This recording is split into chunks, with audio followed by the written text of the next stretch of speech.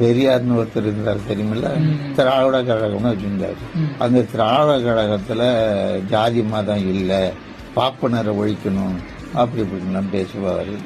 அவர் யார ஒருத்த சாடி பேசினாரு, பாப்பனரை ஒழிக்கணும் தான் பேசினாரே தவிர ஜாதி மதம் இதுல ஜாதியே இல்லைன்னு சொல்லி அவர் பேசவே இல்லை. அப்ப சீர்திருத்த கல்யாணம், சுயமரியாதை மரியாதை கல்யாணம்லாம் சொல்லி அவர் நடத்தினாரு. அதெல்லாம் நல்லதுதான் இல்லைன்னு சொல்ல. நம்ம மேல வர்றதுக்கான வாய்ப்பை அவங்க கொடுக்கறதுல அப்படியே அம்மிவிடும்.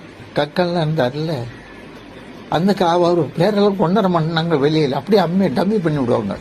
அப்படி பெரியார் இருக்கக்குள்ள நம்மால் அங்க வந்தாக்கா ஒரு பக்கமா வச்சுப்பாரு. நமக்கு உரிமையை நல்ல பேசுறதுக்கான உரிமை கொடுக்க மாட்டாரு. நம்ம பார்த்தது உண்டு. அது பேச்சு அளவுல இருக்குமே தவிர மனசு அளவுல சரியா அந்த ஆளை போய் தூக்கிறத பொறுப்புல கொடு, அவன் இருக்கட்டும் அப்படின்னு சொல்ல மாட்டாங்க. அப்போ நம்ம அப்பவே அவங்களுக்கு ஒரு கருகற்பு உண்டு.